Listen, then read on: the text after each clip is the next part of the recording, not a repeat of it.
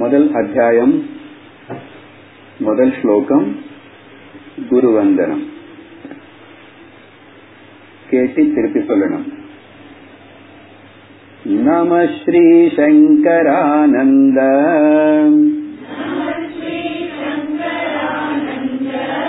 குருபாதாம்புஜன்மனே கவிலாச மகாமோக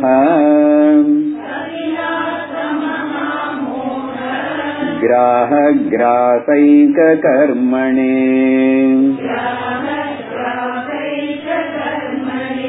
தத்பாதாம்புருஹத்வந்த்வ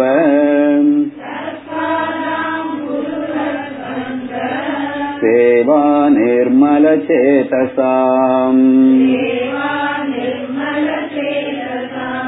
சுகபோதாய தத்வஸ்ய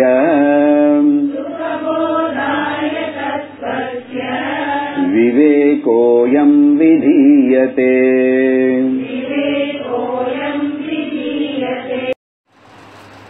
அவங்க 4 வகையா இப்ப பிரிக்க போறோம். இதுக்கு முன்னாடி வேற சந்தர்ப்பத்துல பல விதமா இதே விஷயத்தினே வேற விதமா பிரிச்சு சொல்லியிருக்கோம். ஞாபகம் இருந்திருந்தா தொடர்ந்து ஒரு வருஷம் நிறைய பேர் பாகவதம் உபனிஷத்துக்கு வரும் இல்லையா. ஒரு வகையான மக்கள் பாடி ஓரியன்டட்,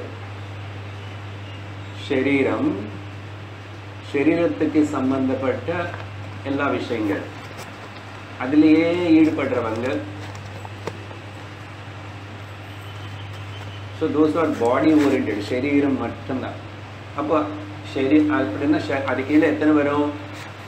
சரீரத்துக்காக யோகா பண்ணுறது, சரீரத்துக்காக ஜிம்முக்கு போகிறது, சரீரத்துக்காக வாக்கிங் போகிறது, ப்ளே பண்ணுறது, அப்புறம் பல வகையான சாப்பாடெல்லாம் சமைச்சு சாப்பிட்றது, அப்புறம் பியூட்டி பார்லருக்கு போகிறது, பேட்சப் மேக்கப் எல்லாம் பண்ணுறது, அடிக்கடிக்கு டாக்டர்கிட்ட போகிறது, கொஞ்சம் ஏதாவது வந்தாலே அதை பற்றி பயப்படுறது, அப்புறம் இந்த உடம்புக்கு சம்பந்தப்பட்ட மக்கள் பொருட்கள் அதெல்லாத்திலும் ஈடுபடுறது, இதுக்கு சம்பந்தப்பட்ட positions and people relations. So இப்படி சரீரம் தான் மையமாக வச்சுக்கிட்டு அதுக்காக சம்பந்தப்பட்ட விஷயங்களை எல்லாம் பண்ணிட்டு இருக்கிறவங்க ஒரு வகையான மக்கள். பெரும்பாலும் நிறைய சதவீதம் இதுக்கு எழுத வருவாங்க. ஏன்னா சரீரம் முக்கியமா இருக்கு, இது வச்சுட்டு தானே நான் வாழ்ந்துட்டு இருக்கேன். ஆனா அதுக்கு எவ்வளவு முக்கியத்துவம் கொடுக்கணும், உண்மையா நான் சரீரமா அப்படின்னு விஷயமே மறந்து போயிட்டு அதுக்காகவே ஈடுபட்டு அப்படியே they get lost in the body oriented things alone. முதல் கேட்டகரி. ரெண்டாவது கேட்டகரி இதிலும் இருப்பாங்க கொஞ்சம். ஆனா அவங்களுக்குள்ள முக்கியமா மைண்ட் ஓரியன்டட். மைண்ட் சொன்னீங்க இன்க்ளூட் த உணர்ச்சிகளும் இமோஷன்ஸும் சேர்த்துக்கிறோம்.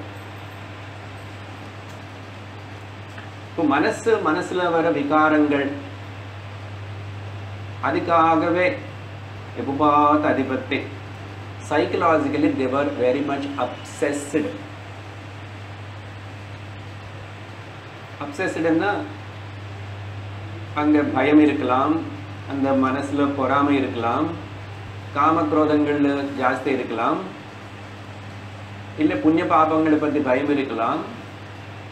அப்படி மனசுக்கே முக்கியத்துவம் கொடுத்துட்டு மனசுல வர விகாரங்கள் முக்கியமா உள்ளிருந்து வர பயம், அது எல்லாத்தினால தாபத்தினால கஷ்டத்தினால துக்கத்தினால அவங்க முக்கியமா எப்படி இருப்பாங்கன்னா எமோஷனல் மென்டலி டிபெண்டா இருப்பாங்க. they will always depend on somebody something. அவங்களுக்கு இண்டிபெண்டா சுதந்திரம் தைரியம் நிற்கிற சக்தி இல்லாத கேட்டகரி. இவங்களை இன்னொரு பேரு வச்சு கூப்பிடலாம் சென்டிமெண்டல் பீப்புள். அப்ப அந்த சென்டிமெண்ட் சென்டிமெண்டாலிட்டியில் என்ன ஆயிடுதுன்னா நிறையா அவங்க பொதுவாக எப்படி இருப்பாங்கன்னா நல்லா பக்தி பண்ணுவாங்க, பூஜா கோவில் சுத்துறது, அங்கங்கே போய் பஜனைக்கு போகிறது, அப்பப்போ விரதம் உபவாசம் எல்லாம் இருக்கிறது, எல்லா பண்டிகை வந்து அதுக்காக வேண்டியதெல்லாம் செய்யணும். இது பண்ணலன்னு என்ன ஆகுமோ அது பண்ணல என்ன ஆகுமோன்னு பயந்து பயந்து பக்தி செலுத்துறவங்க. அதனால வீட்டில் இதெல்லாம் இப்படி இருக்கு இப்படி இருக்கிறதுனால இது நடக்கிறது, அது அங்கங்கே போகும். அந்த சென்டிமெண்டாலிட்டி எங்கே போகும்? கருப்பு பூன்னு முன்னாடி வந்துச்சே என்ன நடக்குமோ, இந்த கண்ணு கொஞ்சம் அப்படி சிமிட்டுறதே அதுக்கு பயம். அப்புறம் பாதத்துக்கு அடியில் கொஞ்சம் இச்சிங்க இருக்கு, ஊருக்கு போக வேண்டி வருமோ, ஐயோ செலவாயிடுமே, ட்ரெயினில் போகிறோமா ஃப்ளைட்டில் போகிறோமா, இப்படி ஒரு பெரிய லிஸ்டே கொடுத்துட்டே போகலாம். இவங்க எல்லாரும் மைண்ட் ஓரியன்டட், எமோஷ்னலி ஓரியன்டட், நல்லவங்க தான். அவங்கள எல்லாரும் நல்லவங்க தான். நம்ம இதில் ரொம்ப கெட்டவங்கன்னு கேட்டகரைஸ் பண்ணல. அளவுக்கு ரொம்ப துர்மார்க்கமாக எப்படி அந்த அவங்கன்னு நம்ம பேசலை. பட் பொதுவாகவே சாதாரணமே அவங்களுக்கு சொல்லிக்குவாங்க, நான் நல்லா தான் இருக்கேன், நான் நல்ல மனிதன்னு நினச்சிக்குவாங்க இருப்பாங்க. நமக்கு அப்படி தான் தெரியும் நல்லவங்க தான். நல்லவங்களா மட்டும் இருந்தால் பிரயோஜனப்படாது. எதுக்கு? இந்த சென்டிமெண்டாலிட்டியிலிருந்து வெளியே வர்றதுக்கு, பயத்திலிருந்து வெளியே வர்றதுக்கு, மனசில் வர விகாரங்கள் நம்ம பண்ணுற தொந்தரவு வெளியே வர்றதுக்கு சென்டிமெண்டாலிட்டி இப்படிப்பட்ட நல்லவனன்னு சொல்லிக்கிறது பிரயோஜனப்படாது. That's a weakness. அதனால இன்னும் நிறைய பேர் நம்மளை மிஸ்யூஸ் பண்ணுவாங்க. they will make us as like a doormat. அப்போ ஸ்ட்ரென்த் இல்லைன்னு அர்த்தம். இன்னொருத்தர் அப்படி முதல் வகை சொல்லியிருக்கேன். ரெண்டாவது இப்போ மைண்ட் ஓரியன்டட். அப்போ அதுலேயே அவங்களுக்கு ஈடுபாடு. அப்புறம் அதுக்காக சிலது பிராயஷ்சித்தம் கர்ம பண்ணுறது, அப்புறம் பரிகார கர்ம பண்ணுறது, நிறைய அங்கங்கே போய் பணம் செலவு பண்ணிக்கிட்டு அப்புறம் ஜோதிஷங்கிட்ட போய் அப்படியெல்லாம் இப்படியே ஒரு சஸ்பிஷன்லேயே இருப்பாங்க. எப்பவுமே சந்தேகத்திலே இருப்பாங்க, கவலைப்பட்டுட்டே இருப்பாங்க. உண்மையை பார்த்தா அவங்களுக்கு நல்லா தான் இருக்காங்க, வசதியோட எல்லாமே கொஞ்சம் இருக்கு. ஏதோ ஒன்று ரெண்டு பிரச்சனை எல்லாருக்குமே வரும். ஆனால் இது முக்கியமாக உள்ள இருந்து வர ஒரு த்ரெட்டனிங், சைக்கலாஜிக்கல் த்ரெட்டனிங், வீக்னஸ். மூணாவது வகை இன்டலெக்சுவலி ஓரியன்டட். புத்தி, இன்டலெக்ட். எனக்கு நல்லா படிக்க தெரியும், என்னால் படிக்க முடியும், என்னால் இது செய்ய முடியும், நான் இன்னும் நிறைய விஷயங்கள் உலகத்தில் இருக்கிற விஷயங்களை தெரிஞ்சுக்கணும். So they gather the wool of the knowledge, information. நாலேஜ்னு கூட சொல்ல முடியாது, they gather the wool of information. wool கேதரிங்னு சொல்லுவோம் இல்லையா? இப்படி அவங்களுக்கு நிறைய புத்தகங்கள் பார்க்கணும், நிறைய இடத்துக்கு போகணும், அது பார்க்கணும், இது பார்க்கணும், அதை பற்றி தெரிஞ்சுக்கணும், இன்ஃபர்மேஷன். இப்போ நிறைய வாட்ஸ்அப்பில் அப்படியெல்லாம் தான் அனுப்புகிறாங்க. இருக்கிற பயிற்சியம் பத்தாதுன்னு சொல்லிட்டு சென்டிமெண்டாலிட்டி பற்றி ஒரு உதாரணம் வாட்ஸ்அப்பில் வருது. குற்றம் சொல்லலை யாருமே, அது பட் நம்ம வந்தது இங்கே பர்பஸ் வேறனால. இந்த மெசேஜ் உடனே நீங்கள் 10 பேருக்கு அனுப்பிச்சுட்டா உங்களுக்கு வந்து நல்லது நடக்கும், எல்லாம் த்ரெட்டன் பண்ணுறாங்க பாருங்களேன். அவங்க already அடிமையாயிட்டாங்க. What right you have to do send to the others and threaten them? இங்க அது ஒரு மேனி ஆகி போச்சு. அதெல்லாம் உங்களுக்கு தெரியும் யாரை பற்றி எங்கெங்க இருந்து என்ன வருதுன்னு. பயம் பயம். அப்புறம் நிறைய பேர் அங்கே போகிறாங்கன்னா நானும் பின்னாடி போயிடுவேன். It's like no following the group of ஷீப்ஸ்னா, இந்த ஆடு வந்து அதான் திங்க் பண்ணாதம்மா, முன்னாடி அது போயிட்டு இருந்து அது பின்னாடி போயிட்டே இருக்கும். ஒரு கிளாஸில் ஒரு டீச்சர் கணக்கு கேட்டாங்க. அப்போ ஒரு கோட்டையாடில் வந்து ஒரு கொட்டத்தில் ஒரு 20 ஆடு இருக்கு. அதில் வந்து 3 ஆடு வெளியில் போயிடுச்சு. மிச்சம் எத்தனை ஆடு இருக்கும்? இவன் பேசாமல் கணக்கு சொல்ல வேண்டியது தானே. இவன் வந்து மிஸ் ஒரு ஆடு இருக்காது மிஸ் ஒன்று ஸ்கேல் எடுத்துக்கோங்க. என்னோட எவ்வளோ நாளை கணக்கு சொல்லிட்டு இருக்கேன், 20லேருந்து -3 எடுத்த எவ்வளோ ஸ்கேலு கீழே வைங்க முதல்ல. உங்களுக்கு கணக்கு நல்லா தெரிஞ்சுக்கலாம். ஆனால் எனக்கு அனுபவம் இருக்கு. ஒரு 2 மாடு போயிடுச்சுன்னா ஒரு மாடு அங்கே இருக்காது. சாரி, ஆடு முக்கியமாக. அதுதான் சத்தியம். பேஸ் நீங்க பார்த்திருக்க மாட்டீங்க, எங்க வீட்டில் இருக்கு. அந்த மாதிரி so intellectual people are more, Swamiji சொல்லுவார், the intelligent people will suffer more intelligently. They will find the intelligent way of suffering, sophisticated suffering, because more intelligence. அதனால் அதிகம் ப்ராப்ளம் தான். Restlessness because of this learning.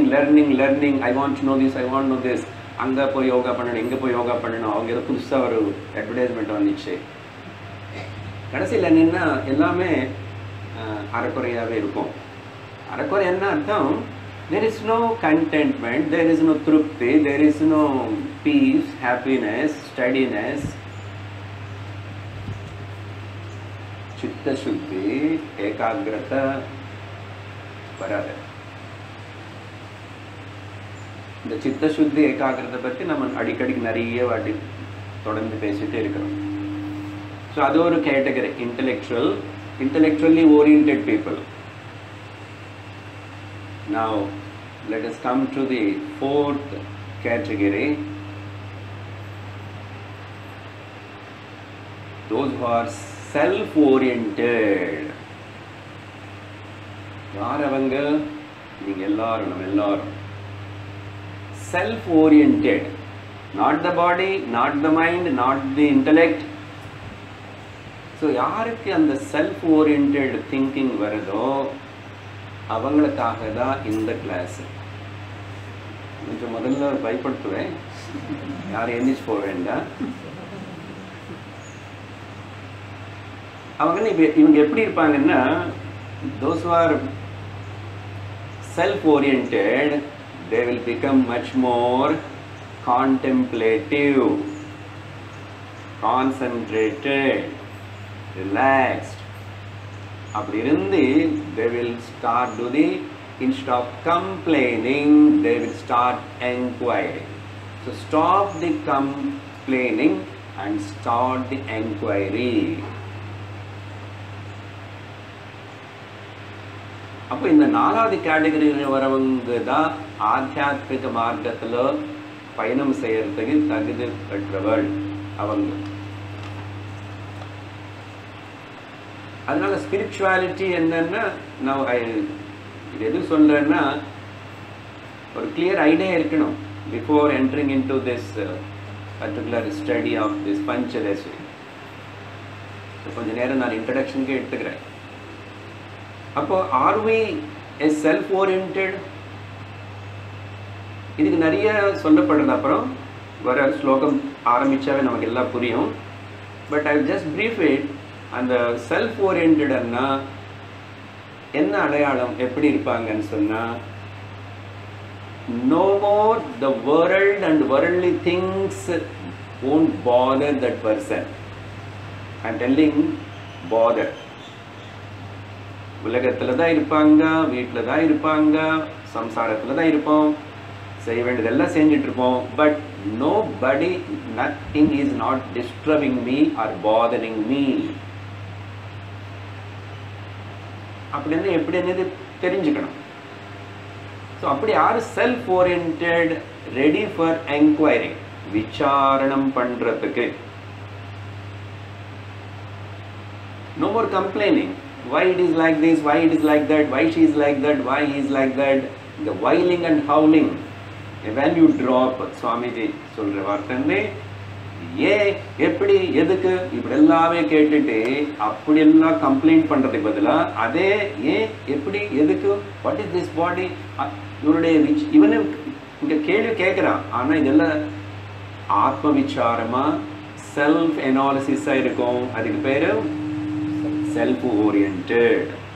So அப்படி இருக்கிறவங்களுக்காக தான் இப்படிப்பட்ட ஒரு சிறந்த வேதாந்த பிரகரண கிரந்தம்னு சொல்லலை, a guide. அதுக்கப்புறம் நேற்றுக்கு விஜயதசமி, இன்னைக்கு ஏகாதசி. நான் ஒரு விதமான இதுக்கு விளக்கம் கொடுக்க போறேன். என்ன உண்மை அதுதான், புரிஞ்சுக்கணும். 10 இந்திரியங்கள் மேல ஜெயம். தசமின்னா 10 இந்திரியங்கள் மேல ஜெயம்.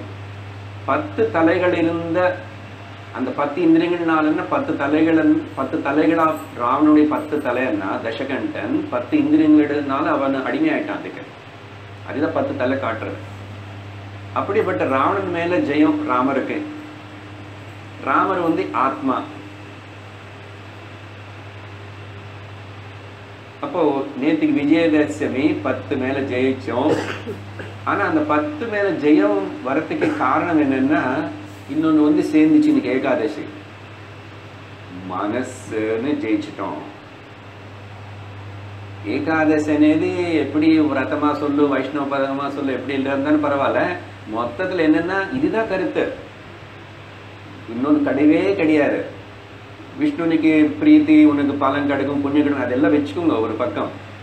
அல்டிமேட்லி இந்த மைண்ட் கண்ட்ரோல். நீ சாப்பிடாம இருக்கிறதுனா மனசை கண்ட்ரோல் படுத்திட்டு எனக்கு சமையல் ரூம் அப்படியே சுற்றிட்டு இல்லாமல் டைம் ஸ்பேர் பண்ணாமல் பகவான் நாமம் ஜப்பம் தியானம் பண்ணுறதுக்கு தானே உபவாசம். அப்போ ஏகாதசி அன்னைக்கு 10 இந்திரியங்களும் நேற்றுக்கு ஜெயிச்சாச்சு. அப்படின்னா நேற்றுக்குன்னு அர்த்தம் இது எதுக்குன்னா ஒரு வருஷம் நம்மளுக்கு ஞாபகப்படுத்துறதுக்கு தான் இந்த பண்டிகை. அப்புறம் நான் இன்னைக்கு ஏகாதசி அன்னைக்கு now I am able to do the enquiry, விசாரம் பண்ணுறது. ஏன்னா மனசு அவைலபிளாக இருக்கு, 10 இந்திரியங்கள் அவைலபிளாக இருக்கு. கரெக்டாக நமக்கு இன்னைக்கு ஏகாதசி அன்னைக்கு தான் இந்த கிளாஸ் தொடங்குறது பாருங்க. அதுக்கப்புறம் நாளைக்கு துவாதசி. இது ஒரு சும்மா எனாலஜி தான். என்ன பஞ்சதசனி புஸ்தகத்துக்கு பேர் கொடுத்ததுனால வேற விதமா எனக்கு ஒரு மனசுல வந்துச்சு, அதை சொல்லிட்டு இருக்கேன். துவாதசின்னா மனசு மட்டும் இல்லை, புத்தியும் ஒழுங்க வச்சுக்கணும். இந்த மனசு நம்ப முடியாது. இன்னைக்கு கேட்ட மாதிரி இருக்கும், சொன்ன மாதிரி இருக்கும், ஆனா திரும்பி அதுல ஒன்று கிளம்பும். என்ன இப்போ அடுத்த வாரம் கிளாஸுக்கு போகிறது 11 o'clock. டிவியில் எத்தனை நல்ல ப்ரோக்ராம் வருது தெரியுமா? நல்ல நேரம் வரும் இப்போ டிவியில். அதெல்லாம் வரும். ஷாப்பிங் இதெல்லாம் வரும், ஆன்லைன் ஷாப்பிங்கெல்லாம் வரும். எத்தனையோ இருக்கும்போது இங்கே போய் இங்கே சரியாக ஃபேனு காற்று வராது. இப்படிலாம் மனசுல இப்படி சொல்லி இது சொல்றதுக்கு புத்தி பேரு. Discerning and discrimination power is called புத்தி. அது அப்படி சொல்லிட்டு, அதனால அடுத்தது என்னன்னா அந்த புத்தினு பர்ஃபெக்ட் கண்ட்ரோல். புத்தி என்ன கூட புத்தினு எப்படி கண்ட்ரோல், புத்தி வச்சுதான் மனசனை கண்ட்ரோல் பண்ணும். இருக்கு புத்தினு கூட விசாரத்தினால, ஓகே, சத்சங்கத்தினால, குருவுடைய குருப்பனால, ஈஸ்வரன் குருப்பனால புத்தினியும் கண்ட்ரோல் படுத்தணும். சரியான வழியில திங்க் பண்ண மாதிரி அதுக்கு சொல்லி தரணும், ட்ரைனிங் கொடுக்கணும். அப்போ துவாதசி அன்னைக்கு புத்தினும் ஜெயிச்சாச்சு. அதுக்கப்புறம் திரையோதசி வரும். அதுக்கப்புறம் சித்தம். இங்க சித்தம்னா the memory. What is haunting us, நம்ம ரொம்ப நேரம் கவலைப்படுறதுக்கு காரணம் ஆனது என்னன்னா மெமரி தான். என்னமோ எப்போ நடந்துச்சு அதெல்லாம் வெளியில வரும், வந்துட்டே இருக்கும். எவ்வளவு பெரிய மெமரி என்ன, இங்க இருக்கிற மெமரி உலகத்துல வேற எங்குமே இல்லை. அதுக்கப்புறம் இந்த கம்ப்யூட்டர் மெமரி இவ்வளோ என்ன வந்தாலும் சரி, அகண்டமான ரிட்டைனிங் பவர். என்னது போன ஜென்மத்துல கூட கொண்டு வருதாமா இது? தெரியாது நமக்கு. நம்ம கம்ப்யூட்டர்ல லேப்டாப்ல 2-3 வருஷத்துக்கு அப்புறம் நமக்கே தெரியாது எங்க என்ன இருக்குன்னு. ரொம்ப தேட வேண்டியிருக்கு. அதுக்கு தான் அதுல ஒரு சர்ச் கிளாஸ் வச்சிருக்காங்க.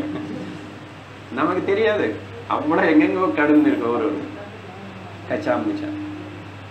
அப்போ திரையோதசி அன்னைக்கு இந்த சித்தம் மெமரியில வர, மெமரி இஸ் பாஸ்ட் டெட். பரியல் கிரவுண்டுக்கு போயிட்டு அந்த அதெல்லாம் நோண்டிட்டு என்ன இருக்கும், எப்படி இருக்கும், என்ன பார்க்கறதுக்கு என்னது அப்படிதான் பாஸ்ட்னு பத்தி.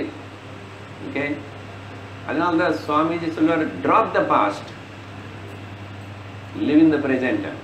ஃபியூச்சர் பற்றி ஏதோ கொஞ்சமாக பிளான் பண்ண தவிர, ஆனால் மோஸ்ட் ஆஃப் த டைம் நம்ம மனசு வந்து பாஸ்ட் பற்றி தான். அதில் it likes to entertain in that. அப்படியே பாதி எனர்ஜி போயிடுது. அப்போது திரையோதேசனுக்கு சித்தத்தினையும், இங்கே சித்தம்னு மனசு இல்லை, மனசு தான், மனோ புத்தி சித்தத்தை பற்றி பேசிகிட்டு இருக்கு. இப்போ அதுக்கப்புறம் சதுர்தசி அன்னைக்கு அகங்காரத்தினையும் ஜெயிச்சுட்டேன். இது எல்லாத்துக்கும் ஆக்சுவல் காரணம் அங்கதான், அகங்காரம் தான். நான் என்னோடது. அப்போ தேவி மகாத்மியம், தசரா, விஜயதசமி அப்படி சொன்னாலும் சரி, அம்பாள் வந்து மது கைட்டப, அப்புறம் சும்ப நிசும்ப, அதுக்கப்புறம் மகிஷாசுர, இத்தனை ராட்சச யாருன்னு இதுதான். நானும் என்னோடது. மமகாரம், அகங்காரம், மமகாரம், இது எல்லாரோட டிஸ்ட்ராக்ஷன் தான். அங்கே ராவணனா எடுத்தாலும் சரி, இங்கே விதமான ராட்சசில் எடுத்தாலும் சரி, ஜெயம் என்னன்னா இதுதான். அப்போ அந்த அகங்காரம் இதுதான் எல்லாத்துக்கும் துக்கத்துக்கு காரணபூத்தமாக இருக்கு, இந்த சம்சார சக்கரத்தில் வரதுக்கு காரணபூத்தமாக இருக்கு. அப்போ அதையும் நான் அகங்காரத்தினை ஜெயிக்க முடியாது. அகங்காரத்தை விட்டுடுதான் ஜெயிக்கிறது. அகங்காரத்தின் விட்டுடுது. அது கடவுள் முன்னாடி விட்டுனாலும் சரி, குரு கேட்டாலும் சரி, சாஸ்திரத்துக்காவது நீ சரணாகதவன், அகங்காரத்தை நான் விட்டுடுறேன். By giving up you will conquer. இங்கே மட்டும்தான் இது. அது எப்படி சார் எல்லாம் கொடுத்ததுக்கு அப்புறம் எனக்கு கிடைச்சதுன்னு சொல்றீங்க? இங்கே மட்டும் இந்த தியரி ஆப்போசிட். வெளியில எல்லாம் வாங்கிட்டா நான் எனக்கு கிடைச்சது, நான் வாங்கிட்டேன், நான் சாதிச்சேன். ஆனால் இங்கே நீ கொடுத்தா நீ வந்து நிறைய வாங்கிட மாதிரி அர்த்தம். ஏன்னா ஒரு சின்ன அல்பமான இந்த அகங்காரத்தை கொடுத்தா நீ வந்து இந்த சின்ன அல்பமா இருக்கிற அகங்காரம் இல்லை, நானும் பரமாத்மா தான் உணர போறேன். நல்லது தானே? நதி வந்து கடலுக்குள்ளுக்கு போறதுக்கு முன்னாடி கவலைப்படுறது, ஐயோ நான் இவ்வளவு நாள் தனியே இருக்கேன், கங்காவா, யமுனாவா, கிருஷ்ணா, காவேரியா, நான் இப்போ கடலுக்குள்ள போனதுக்கு அப்புறம் என்ன யாரும் என்னை பேர் வச்சு கூப்பிட மாட்டாங்க, ஏன்னா நான் மறைஞ்சு போயிடுவேன். ஏன்னா கடல் பெருசா இருக்கு, அகண்டமா இருக்கு, ரொம்ப எக்ஸ்பென்சிவா இருக்கு. அப்ப அந்த கடலுக்குள்ள போனதுக்கு அப்புறம் நான் காணாம போயிடுவேன் அப்படின்னு கவலைப்பட்டு வர்றது. ஆனா வந்து ஜாயின் ஆனதுக்கு அப்புறம் அந்த கடலுடைய விஷாலத்தை, எக்ஸ்பேன்ஷன் அதெல்லாம் பார்த்து எனக்கு எவ்வளவு பேர் புகழ் வந்துச்சு பாரு, நான் பெருசாயிட்டேன்னு சொல்லிட்டு ஆனந்த சந்தோஷப்படுறதாமா. இப்படிதான் இந்த ஜீவனுடைய கதை. அப்போ அதனால விட்டுடு, உன்னுடைய அகங்காரத்தினை, இண்டிவிஜுவாலிட்டி விட்டுடு, நீ வந்து சமஷ்டி ஆயிடுவாய். ஓகே, ஃப்ரம் எ சிங்கிள்லேருந்து யூனிட்லேருந்து யூ பிகம் மேக்னானிமஸ் ஆர் அனந்தமாயிடுவாய். அதுக்கு தான் உதாரணம் சொன்னது. ஓகே, அப்போது சதுர்தசி அகங்காரம் விட்டியாச்சுன்னா அடுத்த நாள் என்னன்னா இங்கே ஒரு தமாஷான ஒரு கான்ட்ரடிக்டரி மாதிரி. யாராவது கவனிச்சிருந்த, நான் நினச்ச 2 ஸ்லைடு இருக்குது, அதிலும் ஒரு சின்ன தாட் இருக்குது. ஒரு ஸ்லைடு வந்து இன்னைக்கு அனுப்பிச்சது பிரைட்டாக ஒயிட்டாக இருக்கு. ஓகே, ஃபோர்நூன் சத்சங் எட் நம்முடைய பார்ஷன் கிளப் ஹவுஸ்க்குள்ள நேற்றுக்கே அனுப்பிச்சதையும் இது இப்போ இன்னைக்கு வந்து அதை பார்த்தா முழுசாக கருப்பாக இருக்கு ஸ்கை, டார்க் ஸ்கை. அதுக்கப்புறம் அதில் பூர்ண சந்திரன். ஸோ 15ஆவது நாள் என்ன அப்படி கேலண்டரில் ஒன்று இருக்காது. 14th சதுர்தசி பிரதோஷம் முடிஞ்சிச்சுன்னா அடுத்த நாள் பௌர்ணமி, ஃபுல் மூன்.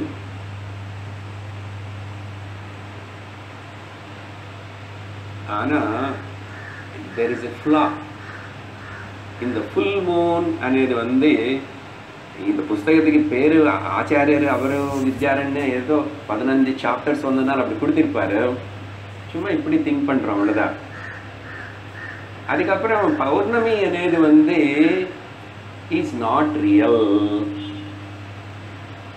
இங்கதான் விசாரணை வரணும்.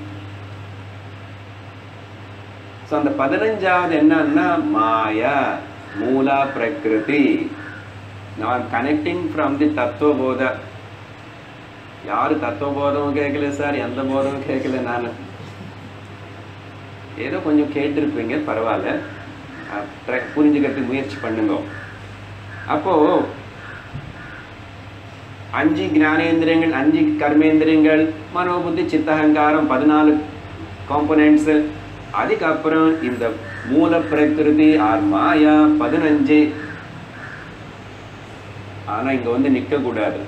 இப்ப இதுல என்ன ஃப்ளா? மாயா என்ன பண்றதுன்னா இல்லாதது இருக்கிற மாதிரி காட்டுறது. அதுக்கு பேர் தான் மாயா. Simple definition. மாயான்னு என்ன? இல்லாதது இருக்கிற மாதிரி காட்டுறது, இருக்கிறது தெரியாம மறைக்கிறது. என்னாச்சு இப்போ? Let us see. இந்த பௌர்ணமி அன்றும் இல்லையா, அழகா நாள் 1 கிராஜுவலா அந்த சந்திரன் வந்து கொஞ்சம் கொஞ்சம் கொஞ்சம் கொஞ்சம் வளர்ந்துட்டே வருவார். அது பேர் சந்திரகலா. சந்திரகலாதர கௌரி மனோகர. சந்திரன் சங்கரன் சந்திர கலந்த வச்சுக்குவா தவிர பூர்ண பௌர்ணமி வச்சுக்க மாட்டார். கலை அதையும் அவ்வளோ மெலிசைன்னு அழகா இருக்கும். ஃபர்ஸ்ட் டே, செகண்ட் டே, சரி, அது அப்படியே வளரும். எங்க வரைக்கும்? 14வது நாள் வரைக்கும் வளர்ந்து வளர்ந்து அதுக்கப்புறம் கம்ப்ளீட்டா தெரியும்.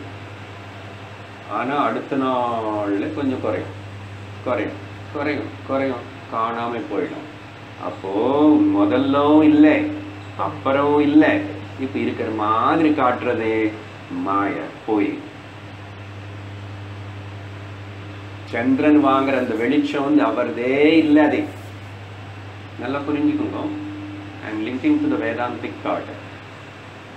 சந்திரன் மேல எனக்கு ஒன்றும் கோபம் இல்லை. பௌர்ணமிக்கு நீங்க நல்லா எது பண்றீங்களோ பண்ணுங்க, திருவண்ணாமலை சுத்துங்க, நான் அது சொல்லலை. பட் வாட் என்ன கத்துக்கணும் அதுதான் தானே. முதல்ல இல்லை, கொஞ்சம் முதல்ல அமாவாசைக்கு ஒண்ணு இல்லையே, அப்புறம் வெளிச்சம் வருது வருது வருது, அப்புறம் போறது போறது போறது. உண்மையை பார்த்து இந்த வெளிச்சம் அவருக்கு இல்லவே இல்லை. இல்லாதது பாரோவா பண்ணி, ஓகே, கடன் வாங்கி, இப்படிதான் இந்த ஜீவனுடைய கதை. ஜீவன் అనేది வந்து இப்போ now we have to bring the 16th component. நான் கொண்டு வரல என்ன சொந்தமா. ஷோடச கலா புருஷ சஹ. வேதம் சொல்றது ஒரு இடத்துல எக்ஸ்பிளைன் பண்ணும்போதோ, இந்த பாகத்துல நாராயணன் சொல்லும் போதாவது சரி, இல்லைன்னா இன்னொரு உபனிஷத்து வேதாந்தத்துல இந்த பிரம்மன் பத்தி சொல்லும் போதாவது சரி, the 16 constituents are the components ஓட சேர்ந்து இருக்கிற அந்த பரம புருஷன் தான், பரமாத்மா தான், பிரம்மன் தான், ஆத்மன் தான், சத்தியம். 16th அதுதான். இப்போ அந்த 16 தெரிஞ்சுக்கணும்னா மிச்சம் எல்லாம் கொஞ்சம் கொஞ்சம் தெரியாது, 16 தான் தெரியல. அது தெரிஞ்சுக்கிறது இங்க வந்துட்டோம். அது தெரிஞ்சுக்கிறதா இங்க இந்த பஞ்சதசி. இப்போ எங்க ஒர்க் பண்ணணும்? அது ஆல்ரெடி இருக்கு. என்னது? சந்திரனுக்கு சொத்தகாக அவருக்கு சொந்தமா அந்த வெளிச்சம் இல்லவே இல்லை. It is just borrowed from the sun. ஆனா எப்போ நித்தியமா இருக்கிற வெளிச்சமா இருக்கிறது யாரு? சூரியன். சூரியன் ஒருக்கா அஸ்தமிக்கல, ஒருக்கா உதயிக்கல.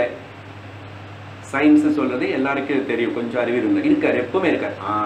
அதே மாதிரி தான் இப்ப அந்த ஆத்மா பரபிரம்மன் எப்பவுமே பிரகாசிச்சுட்டு இருக்கார். அதுல வந்துதான் இந்த 15 முடியல, 14 சும்மா மாயதான். 14 borrowing the strength and essence and light and life and everything.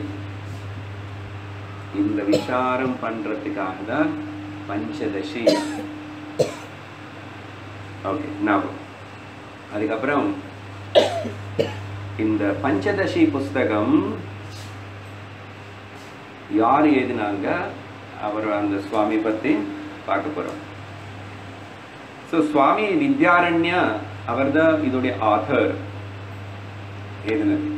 இவர் வந்து ஸ்ருங்கேரி மட்டத்துக்கு சேர்ந்த ஒரு பீட்டாதிபதி 14வது செஞ்சுரியில, 14th செஞ்சுரியில.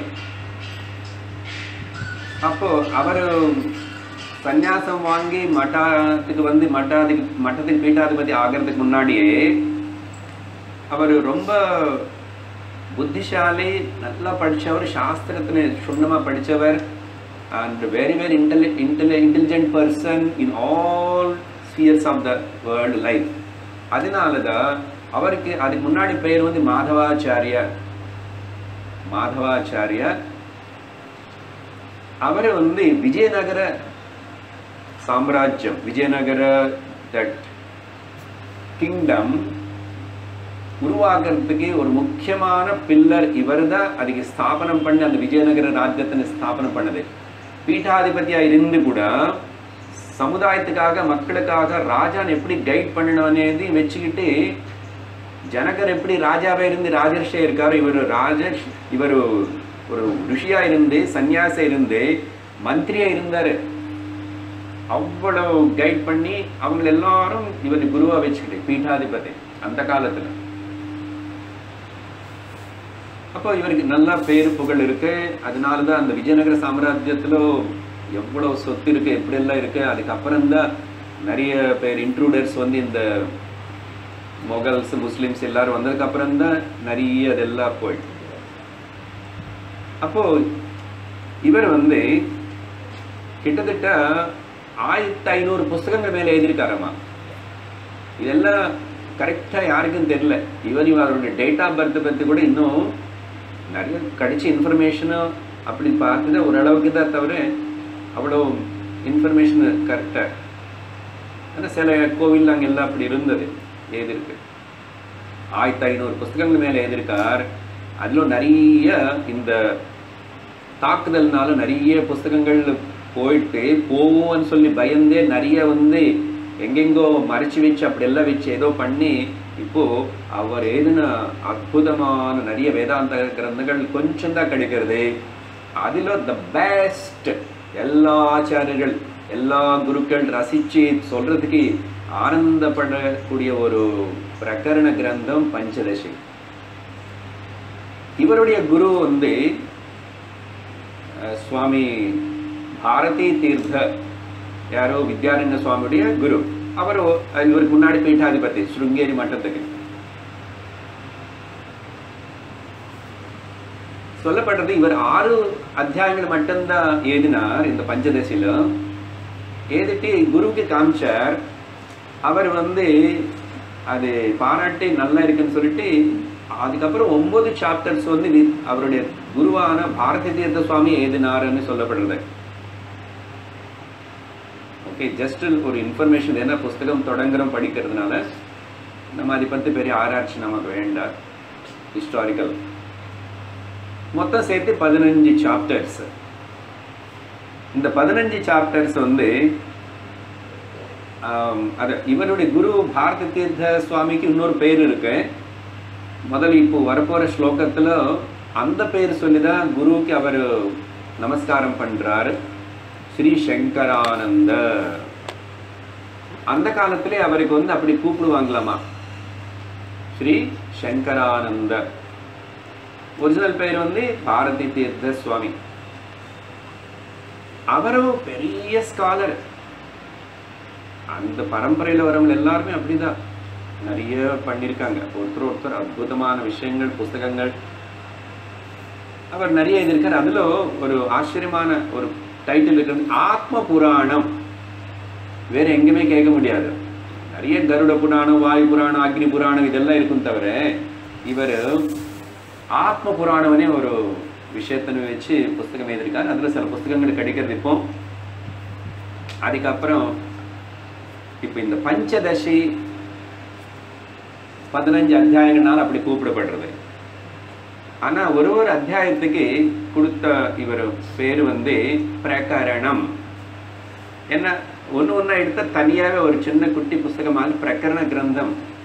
ஆனா இது 1571 ஸ்லோகங்கள் இருக்கு. இதுல 1571 ஸ்லோகங்கள்.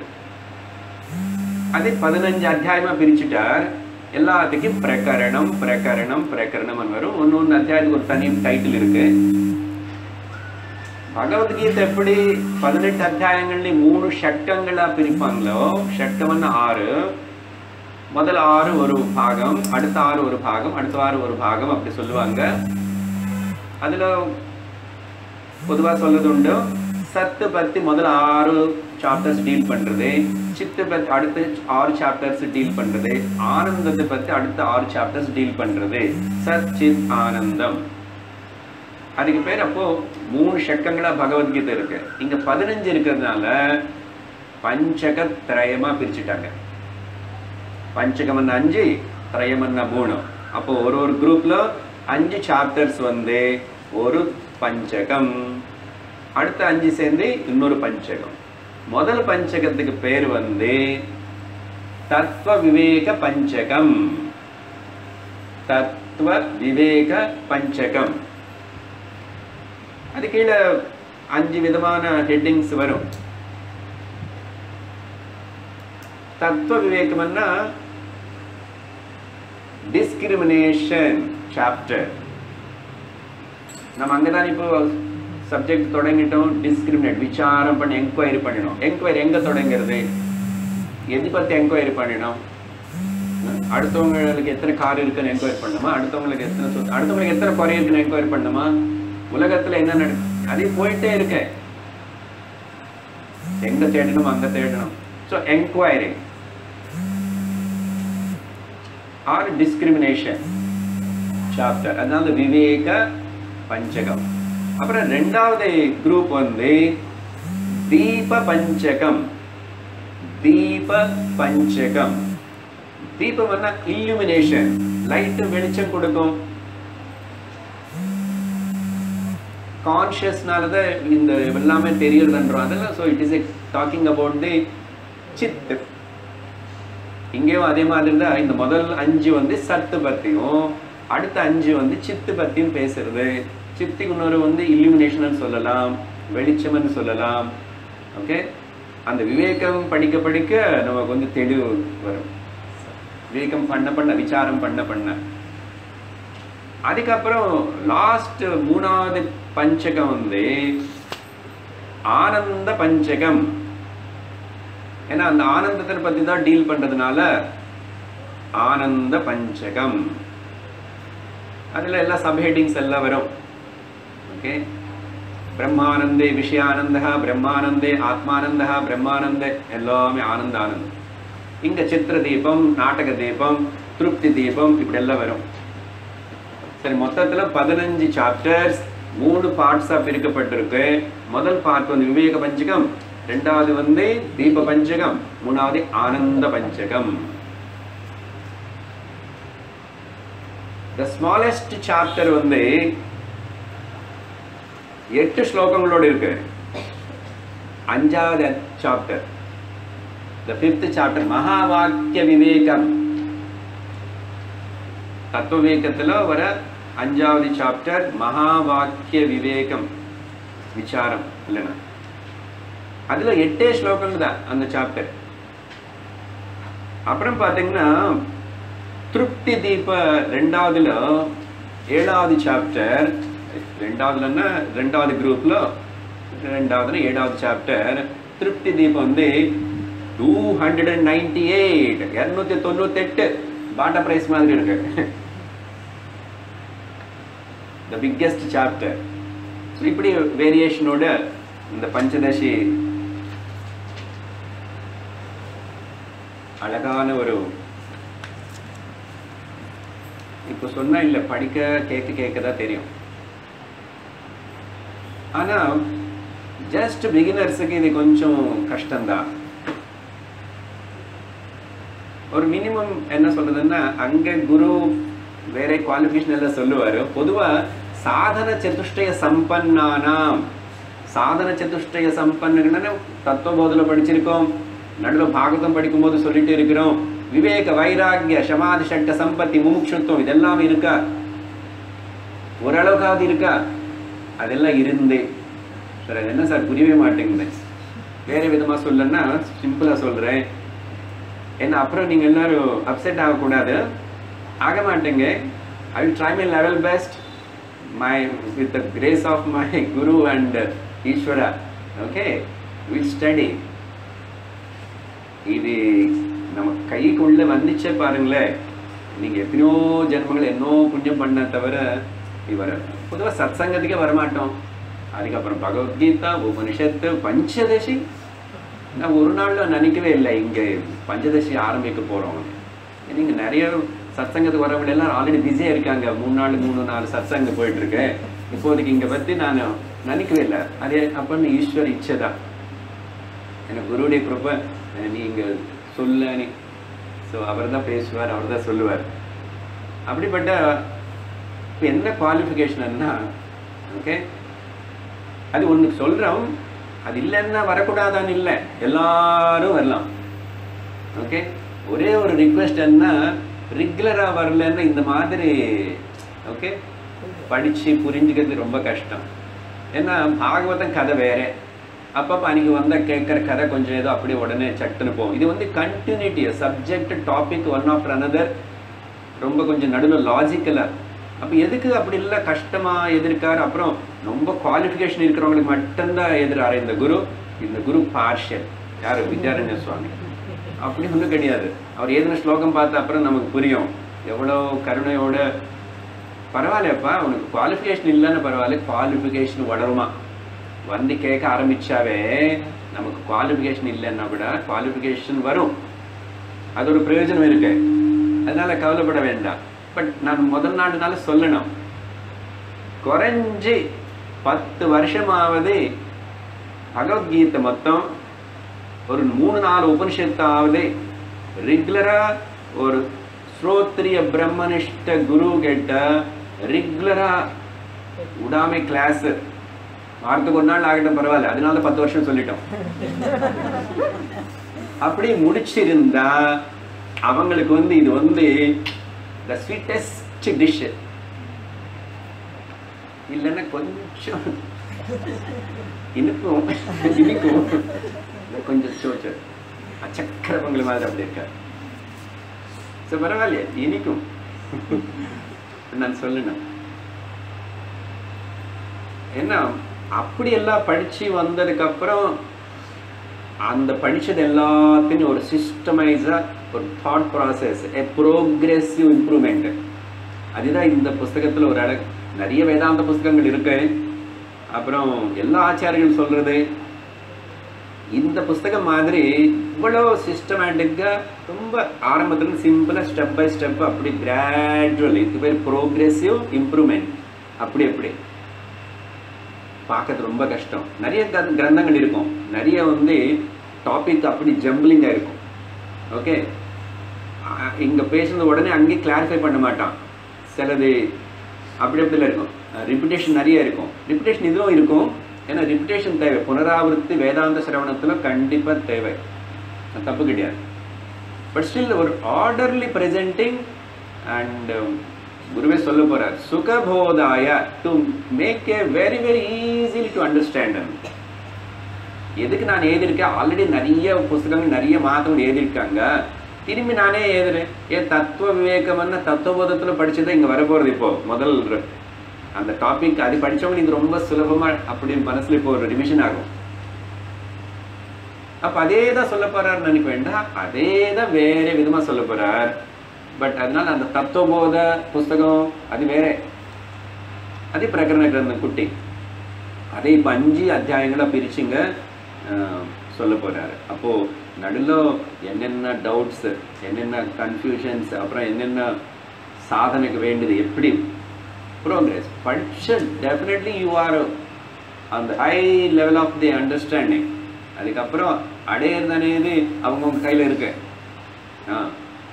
Nothing else. அவ்வளோ நல்ல அழகா சொல்லப்பட்ட இந்த பஞ்சதசி கிரந்தத்தினை நம்ம தொடங்க போறோம். இருங்க நான் சொல்லும் போது அது கொஞ்சம் புஸ்தகம் பெருசா இருக்கு. நிறைய பேர் காமெண்ட்ரி எழுதியிருக்காங்க இது எல்லாத்துக்கும் முக்கியமா.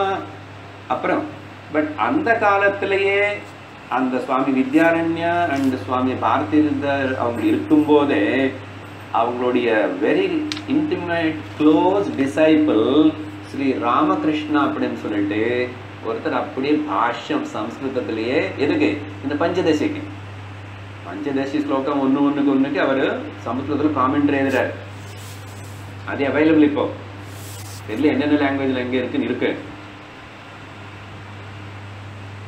அதுதான் த பெஸ்ட் காமெண்ட்ரி. ஏன்னா அவர் நேர குருன்னு பார்த்துட்டு இருக்காரு. அந்த பஞ்சதசேஷன வித்யாரண்ய சுவாமி கூட வாழ்ந்து இருக்காரு. அப்போ அது எப்படி இருக்கும்? அப்புறம் நிறைய பேர் எழுதியிருக்காங்க அப்கோர்ஸ். அப்படி யாரும் அதெல்லாம் டிரான்ஸ்லேட் பண்ணதை நம்ம கையில் இப்போ வேறு வேறு புஸ்தகங்கள் தமிழ் ராமகிருஷ்ண மிஷன் எல்லாரும் நிறைய பேர். அப்புறம் பட் எல்லாருக்கும் தெரிஞ்ச கிரந்தம் இல்லை இது. ஏன்னா எங்கேயுமே இதோட பேச்சு வராது. ஏதோ ரிஃபரன்ஸ் அப்படி பண்ணுவாங்க. அதையும் கொஞ்சம் சின்சியர் ஸ்டூடெண்ட்ஸ் இருக்கிற ஆடியன்ஸை சத்சங்கத்தில் மட்டும்தான் சில பேர் இதை பற்றி ரிஃபர் பண்ணுவாங்க. அதில் இப்படி சொல்லப்பட்டது. அதில் இது 8வது இது. ஓகே, ஸோ ஆரம்பித்தா எனக்கு தெரியாது எவ்வளோ நாள் ஆகும் என்னமோ.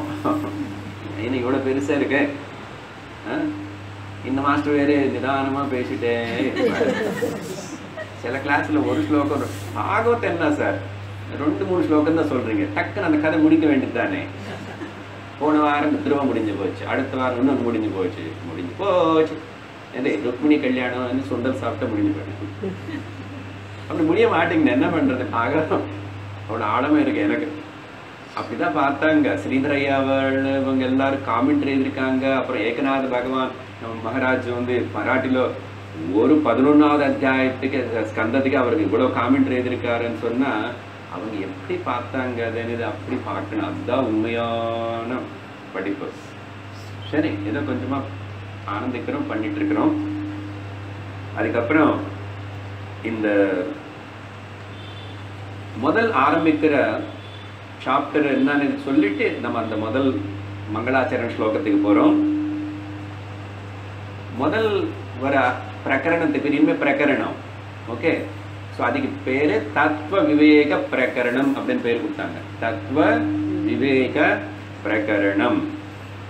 இதுல 65 ஸ்லோகங்களும் இருக்கு கிட்டத்தட்ட. ஸோ தத்துவ விவேக 65 தான் தத்துவ விவேக பிரகரணம். அதுக்கப்புறம் வர ஹெட்டிங்ஸ் என்னன்னு அப்புறம் பார்ப்போம்.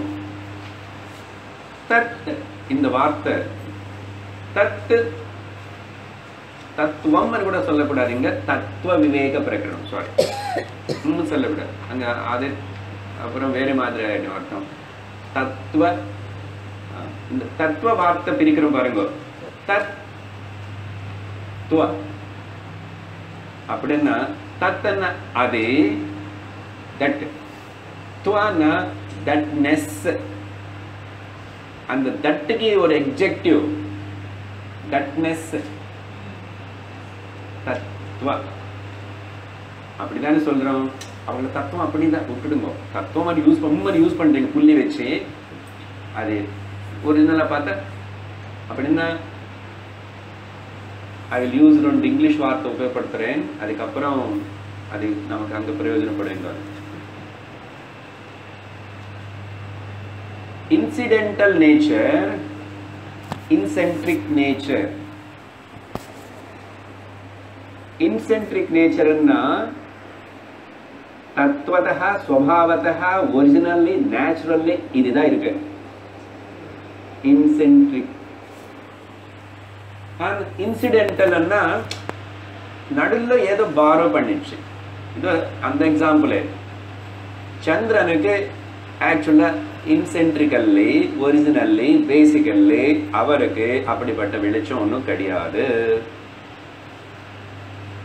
அதனாலதான் அதே சந்திரன் சில வாட்டி பகல சூரியனும் பார்க்கலாம், இன்னொரு பக்கம் சந்திரனும் பார்க்கலாம். எப்படி இருப்பாரு? காஞ்சி போன சப்பாத்தி மாதிரி. காஞ்சி போன இல்லை, ட்ரை சப்பாத்தி மாதிரி. ஏன் சூரியன் இருக்காருல்ல, அப்படி இருக்கலாம் இல்ல. மொத்தமா இருட்டா இருந்துட்டு ஏதோ நடுவில் இப்படி படும் போதோ அவருக்கு மட்டும் தனியா வெளிச்சம் வரும்போது பாரோட் இன்சிடென்டல் நேச்சர்.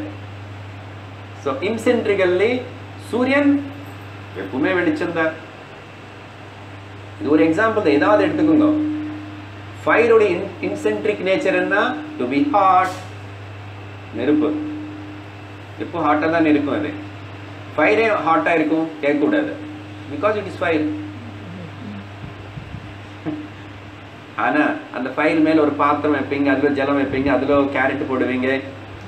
பாத்திரம் வந்து ஃபைல்ல இருந்து ஹீட்னு பாரோ பண்ணிக்கும், இன்சிடென்டல் ஹீட். பாத்திரத்துல இருக்கிற ஜலம் வந்து ஹீட் எடுத்துக்கும். எங்க இருந்து? பாத்திரத்துல இருந்து எடுத்துக்கும், டைரக்ட் எடுக்கல, இங்க இருந்து எடுத்துச்சு, இன்சிடென்டல். அப்புறம் உள்ள இருக்கிற கேரட்டும் எல்லாம் சூடாயிடும். நோ, நெருப்பு நிறுத்தியாச்சு, கேஸ் ஸ்டவ் ஆஃப் பண்ணிட்டேன். என்ன ஆகும்? கேரட்ல ஹீட்டு கொஞ்ச நேரத்தில் குறைஞ்சு போயிடும், ஜலத்தோட ஹீட்டு குறைஞ்சு போயிடும், பாத்திரத்தோட ஹீட்டு குறைஞ்சு போயிடும். நெருப்பு ஆஃப் பண்ணிருக்கன்னு அதிகம் போயிடுமா? போகாது, திரும்பி ஏற்று சூடாக தான் இருக்கும். திஸ் இஸ் பாரோடு, கொஞ்ச நேரத்துக்கு தற்காலத்துக்கு வாங்கினதை, கடன் வாங்கினதை.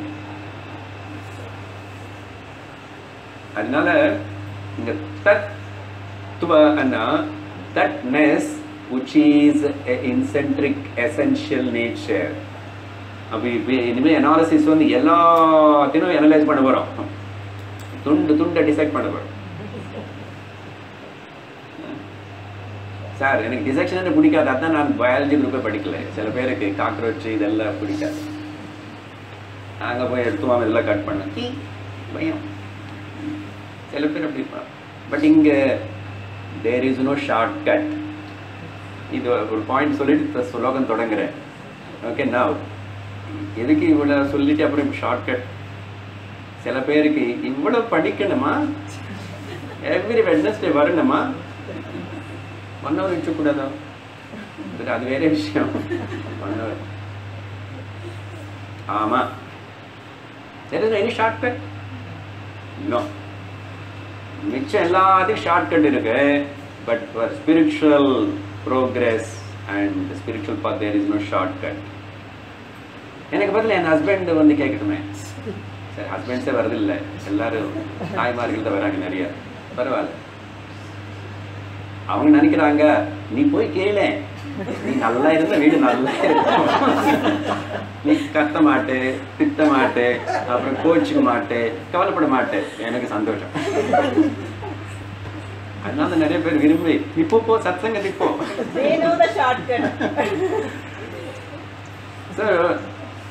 பட் அது பிரயோஜனப்படாது. அதான் சொல்லுவார், ஷார்ட்கட்டே இல்லை, கோட்டா ரிசர்வேஷன் கிடையாது இதுல. Okay, you have to. அதுதான் உபனிஷத்துல பார்க்கிறோம், அடுத்த ஸ்லோகத்துல பார்க்கிறோம். You have to come to the Guru. Okay, ஸ்லோகம் வரும்போது அந்த விஷயம் சொல்றேன். அதனால இப்போ முதல் அத்தியாயம், முதல் பிரகரணம், முதல் ஸ்லோகம். இந்த ஸ்லோகத்துக்கு பேரு, சரி ஸ்லோகம் படிக்கிறோம், அதுக்கப்புறம் விஷயம் பேச. ஓம் நம ஸ்ரீ சங்கரானந்த.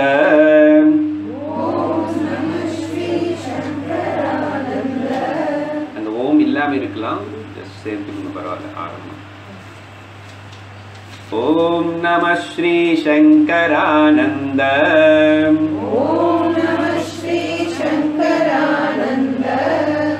எங்க இருக்குன்னு பார்த்துக்கோங்க. அது இன்ட்ரடக்ஷன், அது எல்லாம் 10 பேஜ் திருப்பினதுக்கு அப்புறம் எங்க இருக்கும், முதல்ல அத்தியாயத்துக்கு வாங்க.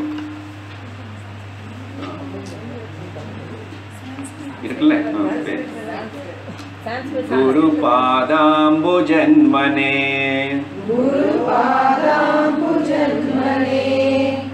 சலிலாச மகாமோக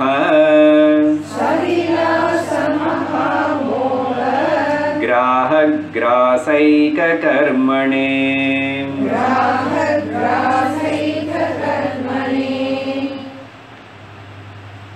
ஒரு வார்த்தைக்கு அர்த்தம் பார்க்கறதுக்கு முன்னாடி, இந்த ஸ்லோகத்துக்கு பேரு மங்களாச்சரண ஸ்லோகம். ஈஸ்வர நமஸ்காரம், குரு நமஸ்காரம், எப்படியாவது சொல்லலாம். மங்களாச்சரண ஸ்லோகம். Just to start, to begin with ஒரு மங்களமான ஸ்லோகம். எதுக்கு இந்த மாதிரி மங்களாச்சரண ஸ்லோகம்னா, பொதுவா எந்த ஒரு ஆச்சாரியர் ஒரு புஸ்தகம் எழுத தொடங்கினாலும் சரி, அது முதல்ல கண்டிப்பா தத்துவபோதத்தனும் பார்த்தோம், நம்ம ஒரு தியான ஸ்லோகமா ஆரம்பம். அது கூடவே அதுல வந்து அவங்க ஒரு ஸ்லோகமோ இல்லைன்னா 2 ஸ்லோகத்துக்குள்ள அனுபந்த சதுஷ்டயத்தை எஸ்டாப்ளிஷ் பண்ணுவாங்க. இந்த வார்த்தைகள் இதுக்கு முன்னாடி கேட்காதவங்களுக்கு கொஞ்சம் கவனிங்க, கொஞ்சம் வேலை கொடுக்கலாம் பிரெயினுக்கு. The four important aspects எந்த புஸ்தகம் எழுதணும்னா அந்த 4க்கு பேரு அனுபந்த சதுஷ்டயம். அதையும் இந்த ஸ்லோகங்களிலேயே வரும். ஒரு விதமா குருக்கு நமஸ்காரம், தெய்வத்துக்கு நமஸ்காரம், அப்புறம் ஆப்ஸ்டிகல்ஸ் எல்லாமே ரிமூவ் பண்றதுக்கு. ஒழுங்கா நல்லா படிச்சு முடிக்கிற வரைக்கும் நமக்கு எந்த தடங்கள் வரக்கூடாது. ஓகே, படிக்கிறது மட்டும் இல்ல, படிக்க தொடங்க நல்லா படிக்கணும், முடிக்கணுமே, நம்ம கையில இருக்கு. அப்ப அது எல்லாத்தையும் நம்ம கையில இல்லாதனால அதிருஷ்ட பிரதிபந்த நிவாரணார்த்தம், அதிருஷ்ட பிரதிபந்த நிவாரணார்த்தம் அதிருஷ்ட பரிகார கர்மா. விவரிக்கிறேன் என்ன, எதுக்கு இப்படி சொல்றேன். பிரதிபந்தம் என்ன இருக்கு நமக்கு தெரியாது, கண்ணுக்கு தெரியாது, யாருக்கும் தெரியாது, குரு கூட தெரியாது. ஈஸ்வரன் the topmost superior, கண்ணுக்கு தெரியாது. அதிருஷ்ட பிரதிபந்தம் ஆப்ஸ்டிகல், அது எப்படியாவது ஆப்ஸ்டிகல் ஆகட்டும். பொதுவா ஆப்ஸ்டிகல்ஸ் 3 சொல்றோம் இல்லையா, ஆதி தெய்வீகம், ஆத்தியாத்மிகம், ஆதி பௌத்திகம் 3. அந்த மாதிரி கண்ணுக்கு தெரியாத ஏதாவது பிரதிபந்தங்கள் வராம இருக்கிறதுக்கு நான் என்ன பண்றேன், அது நான் பண்றேன், ஆனா இதையும் அதிருஷ்டமா தான் இருக்கேன். இப்ப இந்த பிரார்த்தனை சொல்றேன் தவிர அது நடக்குமா, எத்தனை ஆப்ஷன்ஸ் ரிமூவ் பண்ணிச்சு, ஏதோ அது கணக்கு டேட்டா காட்டுமா என்ன, எனக்கும் தெரியாது, உங்களுக்கு தெரியாது. அதிருஷ்டமான பரிகார கர்மன்னு நான் பண்ணிட்டு இருக்கேன். இது ஒரு கர்ம தான், வாச்சக கர்மா. வாய் திறந்து இப்படி ஒரு பிரார்த்தனை பண்றோமா, அதனாலதான் பிரார்த்தனை நிறைய பண்றது, அந்த தெய்வத்தோட நாமம் சொல்றது. அது எப்போ பிரயோஜனப்படும், எவ்வளவு பிரயோஜனப்படுறது, எந்த பர்சன்டேஜ் நமக்கு தெரியாது. நீ பண்ணிட்டே இரு. ஒரு வருஷமா இத்தனை ஸ்தோத்திரங்கள் சொல்லி கொடுத்தா இன்னும் குரு பாதுகா ஸ்தோத்திரம் கூட கஷ்டப்படுறோம் படிக்கிறதுக்கு. அண்ணா அப்புறம் வீட்டுல போய் புஸ்தகம் திறந்து பார்க்கல, அனுப்பிச்சிட்ட ஆடியோஸ் எல்லாமே அப்படியே இருக்கு, இருக்கோ டெலிட் ஆகி போச்சோ வாட்ஸ்அப்ல வந்து. ஆத்தியாத்மிக சாதகன் முமுட்சுகள், நீங்க எல்லாரும் 4வது கேட்டகரியில ஒரு பேட்ஜ் போட்டாச்சு உங்களுக்கு எல்லாருக்கும். என்னது 4வது? ஆத்ம விசாரம், செல்ஃப் ஓரியன்டட்.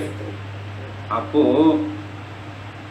நிறைய இது முன்னாடி ஸ்லோகங்கள்ல அதெல்லாம் படிச்சிருப்பீங்க நார்மலா, விஷ்ணு சாஸ்திரம் அதெல்லாம். இந்த மாதிரி இப்போ ஸ்தோத்திரங்கள் சின்ன சின்னது வேதாந்த விஷயமா அந்த குருவும் ஏதாவது வரும்போது அந்த மாதிரி கொஞ்சம் படிச்சுக்கணும். அதுக்கு தான் தொடர்ந்து ஆரம்பிச்சு ஒன்று கொஞ்சம் நாளைக்கு ஒன்று சொல்லி கொடுத்துருக்கு. அப்போ அந்த குரு ரிலேஷன், அதே மாதிரி கடவுளை பற்றி கூட நான் அதனால தான் அர்த்தம் சொல்லிட்டு இருக்கேன் ஓரளவுக்கு. இப்போ அன்னைக்கு மகாலட்சுமி அஷ்டகம் படிக்கும் போதும் சொல்லியிருக்கேன், கிருஷ்ணாஷ்டகம் படிக்கும் போதும் சொல்லியிருக்கேன், கணபதி பஞ்சரத்னம் சொல்லும் போதும் கணபதி என்ன இங்க எல்லா அத்வைத்த வார்த்தைகளும் அதுல வருது. அப்ப அது கொஞ்சம் கொஞ்சமா ரசிச்சு படிக்கணும், சம்ஸ்கிருத பாஷை தெரியலன்னா கூட. சரி, அப்போ இந்த ஸ்லோகம் ஆரம்பிக்கிறதுக்கு காரணம் இத்தனை இருக்கு. அதிருஷ்டமான பரிகாரமா நான் சொல்லிட்டு இருக்கேன். இது எல்லாருக்கும் இங்க இருக்கிற எல்லாரும் சேர்ந்து எல்லாருக்காக. ஸோ இந்த பெரிய ஆச்சாரியர் வித்யாரண்ய சுவாமியே அந்த மாதிரி ஒரு மங்களாச்சரணமா நான் இதை ஆரம்பிக்கிறேன், இது முடிக்கணும், அதுக்கு எல்லா குரு தெய்வ எல்லாத்தோட அனுகிரகம் வேணும். நம்ம கையில் இல்லாததே நிறைய இருக்கு. அதனாலதான் எப்பவுமே அந்த prayer I don't know, you please take care, I don't know, you please take care. Okay, சரி, அர்த்தம் பார்க்கிறோம். இந்த ஒரு முதல் ஸ்லோகத்திலேயே இந்த வித்யாரண்ய சுவாமியோடைய சான்ஸ்கிரிட் மேலே இருக்கிற அதாரிட்டி என்னன்னு காட்டுறது. ஒரு ஸ்லோகத்திலேயே அவன் அப்படி எவ்வளவு இன்ஃப்ளூயன்ஸு அந்த பாஷையில், சௌலபியம் அப்படியே ஃப்ளூயன்ட்டா. ரொம்ப கஷ்டமா இருக்காது நாராயணன் மாதிரி, பட் ஸ்டில் நம நமஹ வணங்குறேன். ஸ்ரீ ஸ்ரீயன்னாவே prosperity, Lakshmi, where all auspiciousness is there. யாரதே? சங்கரானந்த. யார் சங்கரானந்த? ஒரு ஆஸ்பெக்ட் வந்து என்னுடைய குரு. குரு பாத அம்பு ஜன்மனே அப்படின்னு ஒரே வார்த்தை. அப்படின்னா லோட்டஸ் ஃபீட்னு அர்த்தம். பட் இவரை வந்து அம்புன்னா வாட்டர். ஓகே, எனக்கு கொஞ்சம் சமுத்திரத்தை ஞாபகப்படுத்துறதுக்கு நான் கொஞ்சம் விவரமாகவே போவேன். கேட்குறவனு கேளுங்கோ, கஷ்டமாக இருக்கிறவனு கொஞ்சம் கஷ்டப்படுங்க, ஆனால் தூங்காதுங்க. அம்புன்னா வாட்டர், ஜன்மன்னா தண்ணில பிறந்தது, அதனால தான் ஜலஜா, ஜலத்தில் பிறந்தவள், பத்மம். ஓகே, அப்போ அம்பு ஜன்மன்னா பத்மம்னு அர்த்தம். ஆனால் இங்கே சிங்குலராக உபயோகப்படுத்துறாரு. சிங்குலரா காமன்ல ஒரு புஷ்பம் ஒரு கால், குருக்கு ஒரு கால் இருக்குமா என்ன? பொதுவாக அங்கே அப்படி யூஸ் பண்ண மாட்டாங்க. ஆனால் இது வந்து 2வது ஸ்லோகத்தில் கிளாரிஃபை பண்ணுவார். சரியா? ஸோ அம்பு ஜன்மனேன்னா ஒரு ஃப்ளவர் பற்றி தான் சொல்கிற மாதிரி. ஸோ அந்த ஜலத்தில் பிறந்த பத்மம், மை குருடைய ஃபீட் வந்து அந்த பத்மம் மாதிரி. அப்படிப்பட்ட குரு பாத பத்மங்களுக்கு நம்ம புரிஞ்சுக்கணும். நான் வணங்குறேன், நமஸ்காரம் பண்ணுறேன். ஸ்பிரிச்சுவல் சீக்கருக்கு வந்து குரு ரொம்ப முக்கியம், சாஸ்திரம் அப்புறம். ஆனால் ஸ்ரோத்ரிய பிரம்மனிஷ்ணான குரு வந்து குருவன் வந்து அப்படியே விட்டுட மாட்டார். அவனை படிக்க வைப்பார். எப்படியாவது படிக்க வைப்பார். கொஞ்சம் நாள் டைம் ஆனால் அப்படின்னா சரி, மொத்தத்தில் ஏன்னா படிச்சு தான் ஆகணும், புரிஞ்சுக்கிட்டு தான் ஆகணும். அப்போ வரைக்கும் என்னன்னா யூ ப்ரிப்பேர் யுவர் செல்ஃப். அப்போ 2வது ஸ்லோகத்தில் சொல்லுவார், குருவுக்கு சேவை பண்ணணும். Serve and deserve. பாருங்க, இந்த டி எடுத்தாச்சுன்னு அதே ஸ்பெல்லிங் தான். Serve, deserve. சர்வ் பண்றதுனால உனக்கு தகுதி வரும். நான் சொன்னேன் இல்லை, இப்போ எனக்கு புரியல, பரவாயில்ல. அதனால தான் நிறைய பேர் வந்து படிக்காதவங்களுக்கு கூட ஒன்றும் பாஷை தெரியலன்னு கூட சில வாட்டி குரு கிட்ட இருந்துட்டு ஏதோ ஒன்று பண்ணிட்டு இருப்பாங்க. ஏதோ ஒரு விதத்தில் நான் குருவுக்கு சேவை பண்ணணும், நாட்டு தமிழ் சேவை போட்டு பாடு, குரு சாப்பிட்டு ஒரு சேவை பிடிக்கும் அவருக்கு. அது இல்லை, சர்வ் த குரு. அதனால என்ன ஆகும்னா உனக்கு தகுதி வரும். குருவுக்கு ஒன்று வராது. குரு அது எல்லாத்துக்கும் அப்பாற்பட்டவர். அதனால அங்க செய்யும்போது உனக்கு அகங்காரம் అనేది கொஞ்சம் கொஞ்சமா குறையும்.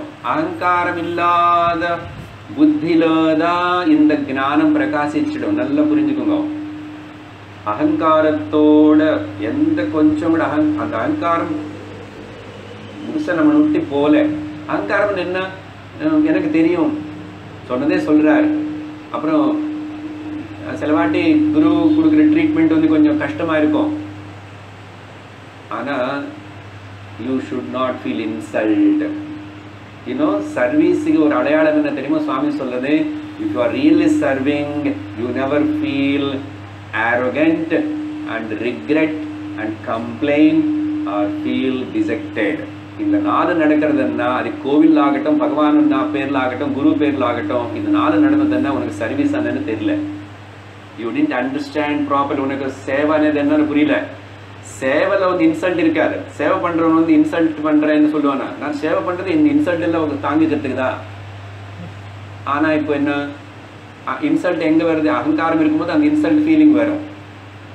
அப்போ யாரோ ஒருத்தர் எனக்கு கரையேற்றுறாருன்னு நம்பி வந்தவர்கிட்டே நான் அகங்காரம் விடலைன்னா, அதுதான் நம்ம வந்து பகவான் முன்னாடி கூட அகங்காரம் விட மாட்டோம். அதுக்கப்புறம் குரு கிட்ட வந்ததுக்கு அப்புறம் கூட அந்த அகங்காரத்தை வச்சுக்கிட்டே இதுக்கு உள்ள போறோம்னு பார்க்குறோம். முடியாது. இது ஒரு ஐரன் கர்டன் மாதிரி. பட் சார் அகங்காரம் என்ன, அது காட்டுங்களே கொஞ்சம் வெளியில கொண்டு வந்து. அப்படி கொண்டு வர முடியாதனால தான் சாஸ்திரத்துக்கு நல்லா தெரியும், குருவுக்கு நல்லா தெரியும், நீ சேவை மூலமா ரொம்ப சுலபமா இது வந்து வெளியே வரலாமான்னு சொல்றாங்க. அதனாலதான் இந்த வார்த்தை சரியா புரிஞ்சுக்கலன்னா எதுக்கு குரு சேவை இல்லைன்னா தெய்வத்தோட சேவை பண்றது என்ன சொல்லி இந்த சேவிக்கிறோம் வார்த்தை வைஷ்ணவருக்கு நல்லா உபயோகப்படுத்துவாங்க இல்லையா. அவங்க எல்லாரும் சுவாமி நான் சுவாமின்னு சேவிச்சுட்டு வருவோம். இந்த சேவிக்கிறதுன்னு சொல்லி சொல்லி சொல்ல அது ஒரு சேஞ்ச் கொண்டு வரும். அவங்க மாறுறாங்க இல்லை எல்லாம் அப்படி வைஷ்ணவர் நல்லா இருக்காங்க, நான் அதை பற்றி பேசலை. But what is the inner essence అనేది பார்த்தீங்கன்னா சேவிக்கிற போது உனக்கு எங்கே இருக்கும் அகங்காரம், அவர் எஜமானி, நான் சேவபாவம் சர்வெண்ட் தானே வரும். ஏன் சார் அப்படி தாழ்ந்த தனமா அப்படி இருக்கணும்னா இங்கே அப்படி தான் இருக்கணும்ப்பா, ஆத்தியாத்மமாக இருக்கணும். நீ கடவுள்கிட்ட போயிட்டு நான் பாட்டு நான் தனி இருப்பேன், நீ பெரியவளுதான் தெரியும். சரி நம்ம 2 பேரும் எவ்வளோ அது என்னது எக்ரிமெண்ட் இருக்கிறோம், உனக்கிட்ட நிறைய இருக்க கெப்பாசிட்டி, ஆனால் நீ ஒன்றும் உபயோகப்படுத்த மாட்டேற. என்கிட்ட கெப்பாசிட்டி இல்லை, எனக்கு நிறைய அனுபவிக்கணும்னு இருக்கு, அதனால் அது கூட இது கூட பெரிய லிஸ்ட்டோடு போகிறோம். அவர் பார்த்து சிரிப்பார். அதனால தான் பகவான் எப்பவுமே சிரிச்ச முகத்தோடு இருப்பாருன்னா ஏன்டா இந்த முட்டாடி இந்த ஜீவன் எப்போ புரிஞ்சு போகிறான்னு சொல்லிட்டு எல்லாத்தையும் சிரிச்சுட்டு இருப்பார். இதுதான் இப்படி அஞ்ஞானம். சரி போயிட்டு குழந்தை மாதிரி வருவேன், எப்போ அது இன்னொரு நாளைக்கு வருவேன், வந்து தான் ஆகணும். Because no quota, no shortcut. If you go with a shortcut, you will be cut shorted. அப்படின்னு ஷார்ட் சர்க்யூட் ஆகிடும், நடுவில் எங்கே விழுந்துருவேன், அப்புறம் ஏந்திருக்கிறது போகிறதுக்கு கஷ்டம். அதனால முதல்ல வேஸ்ட் பண்ணிக்காது, டைம் வேஸ்ட் பண்ணிக்காது, எனர்ஜி வேஸ்ட் பண்ணிக்காது, அழகாக புரிஞ்சுக்கிட்டு சிஸ்டமேட்டிக்காக வாழ்க்கையை நடத்திக்கிட்டே இந்த 4வது புருஷார்த்தமான மோட்சத்தை போகிறதுக்கு நீ முயற்சி பண்ணணும். ஸோ குரு பாத அம்பு ஜன்மனே, அப்படிப்பட்ட குரு யாருன்னா அவருக்கு பேரு ஸ்ரீ சங்கரானந்த. இங்க இந்த சங்கர வார்த்தை அவரு குருவுடைய பேரு இல்லை. சங்கரோதி சிவஹ, யாரு நினைக்கிறதுனால, யாரு நான் சேவிக்கிறதுனால, யாரு சொன்ன மார்க்கத்தை நான் நடந்ததுனால எனக்கு மங்களம் நடக்கும். ஷம் கரோதி சிவஹ, அஷம் ததாதி சிவஹ. பத்திர மங்களத்தை கொடுக்கிறவர், நடத்த வைக்கிறவர். எது மங்களம்? ஒன்று நீ ஆத்மானு தெரிஞ்சுக்கிறது மங்களம், ஒன்று சரீரம் நினைக்கிறது அமங்கலம். ஒன்று ஆத்மா நினைக்கிறது புண்ணியம், நீ சரீரம் நினைக்கிறது பாபம். நீ ஆத்மா நினைக்கிறது ஞானம், நீ சரீரம் நினைக்கிறது அஜ்ஞானம். அப்போ சங்கர இந்த ஷம் அண்ணாவே பத்ரம் ஆஸ்பிஷியஸ்னஸ், இன்னொன்று எக்ஸ்ட்ரா எக்ஸெக்டிவ் ஆனந்தம். ஸோ இந்த சங்கர பகவானும் லார்டுன்னு வச்சுக்கோங்க, 2 விதமாக எடுத்துக்கலாம். குரு எல்லாருக்கும் பரமகுரு லார்டு தானே. இந்த குருகள் எங்கேருந்து வந்துட்டாங்க? இவங்க இந்த பூமியில் இப்படியே ஒரு சரீரம் எடுத்துகிட்டு அந்த கடவுள்னால கொடுக்கப்பட்ட வேதத்துவ விஷயங்கள் தெரிஞ்சுக்கிட்டு, ஒரு குரு மூலமாக தெரிஞ்சுக்கிட்டு திரும்பி இன்னும் 4 பேருக்கு 10 பேருக்கு காதில் போய் சேர்ற மாதிரி செய்கிறாங்க, அவ்வளோதானே. அதனால ஷம்மன் ஆத்மானு, சங்கர பகவான் ஈஸ்வரன், அந்த ஈஸ்வர கிருபா அது எனக்கு குரு மூலமாக எனக்கு கிடைச்சது. ஓகே, ஈஸ்வரனாலுமே எனக்கு இந்த குருவே கிடைச்சார், அவர் மூலமாக இந்த சாஸ்திர வித்யை கிடைக்கிறது எனக்கு. இதுதான் உண்மையான வித்யா. எந்த வித்யனால இந்த அஜ்ஞானம் எல்லாம் நீக்கப்படுமோ அப்படிப்பட்ட வித்யா.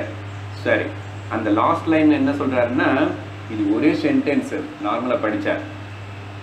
சவிலாச மகாமோக கிராக கிராசைக கர்மனே, இது ஒரு சென்டென்ஸ், ஆக்சுவலி ஒரு வேர்டு சொல்லணும். பார்த்தீங்களா எவ்வளோ? சரி, என்ன சொல்றாருன்னா, என்ன பண்ணுவார் இந்த குரு பாதங்கள் என்ன பண்ணும் எனக்கு? என்ன சம்சாரமனே முதல்ல பிடிச்சிருக்கேன். பொதுவாக இந்த உலகத்தின் வாழ்க்கை சம்சாரம், கடல் அப்படிதான் சொல்லுவோம். ஏன்னா கடல் ரொம்ப பெருசா அன்சர்டனாக இருக்கும். எப்போ எங்கே விரல்பூர் வரும், எங்கே பெரிய வேவ்ஸ் வரும், எங்கே என்ன ஆகும் தெரியாது, ஆழம் எவ்வளோ இருக்குன்னு தெரியாது, அப்படிப்பட்ட. ஸோ இப்படிப்பட்ட சம்சாரமான crocodile, கிராக மீன்ஸ் ஷார்க். ஓகே, அந்த ஷார்க் மகாமோகம், பரம அஜ்ஞானம், டீப் டெல்யூஷன், டீப் டார்க்னஸ் என்ற. அப்படிப்பட்ட இந்த சம்சாரமான மோகமான crocodile என்னை பிடிச்சிட்டு இழுக்கிறது. இந்த crocodileக்கு ஸ்பெஷாலிட்டி என்ன தெரியுமா? பிடிச்சாச்சுன்னு யாரும் தவிர்க்க முடியாது. பிடிக்கிறதுனா அந்த காலை கை பிடிச்சி அது அங்கே வரைக்கும் கடிச்சு போனால் பரவாயில்ல, அது ஃபுல்லாக கடிச்சு எடுத்துக்காதோ ஃபுல்லாக இழுக்கும். அதனால தான் கஜேந்திர மோட்சத்தில் அப்படிப்பட்ட crocodile அங்கேயும் கதை பாருங்களேன். சம்சாரமான இதில் அகங்காரத்தில் இருக்கிற அந்த கஜேந்திரன் எனக்கு என்ன, நான் தான் இந்த ராஜா. பொதுவா முருகேந்திரன் தான் சொல்லணும், லயன் த கிங். ஆனா இங்க கஜேந்திரன், அந்த இடத்துல அவர் தான் ராஜாவா இருக்கான். அப்போ குடிச்சிச்சு. அப்போ நார்மல் ஏதாவது சின்ன ஏதாவது பூச்சி மீன் அப்படி சின்னது குடிச்சா பரவாயில்ல, நார்மலா தப்பிச்சுக்கலாம். ஆனா மகாமோக கிரக, அதனால உனக்கு நார்மல் தர்சனம் பத்தாது, சுதர்சனம் வேணும், சுதர்சனம் வேணும். அதனால பகவான் சுதர்ஷ சக்கர அனுப்பிச்சாருன்றமே. சுதர்சனம்னா சரியான பார்வை, சரியான விசாரம், சரியான டீச்சிங், சரியான லெர்னிங் வேணும். அந்த சுதர்சனம் தான் இந்த ஆத்ம வித்யா. அந்த சுதர்ஷன சக்கரம் அதுதான் பகவான் காட்டுறது, right path, right direction. So சவிலாச means including all its roots. அதோட மொத்தமா சவிலாசன்னு முழுசா the consequences of the samsara, சம்சாரத்தினால வர கஷ்டம் துக்கம் எல்லா பிரச்சனைகளையும் முழுசா வேரோட கட் பண்ணக்கூடிய சக்தி இருக்கிறவர். இவருக்கு இதுதான் வேலையாமா. அந்த லாஸ்ட்ல அந்த சம்சாரவனே முதல்ல இந்த அஜ்ஞானத்தினே இவர் சாப்பிட்டுட்டே இருப்பாராமா. யாரு? குரு. கிராக கிராச, கிராசனை சாப்பிடுறது அவருக்கு அதுதான் பிரேக்ஃபாஸ்ட் ஆமா. என்னது? சிஷ்யனோட அஜ்ஞானம் நீக்கிறது பிரேக்ஃபாஸ்ட், சிஷ்யனோட அஜ்ஞானம் நீக்கிறது லஞ்சு.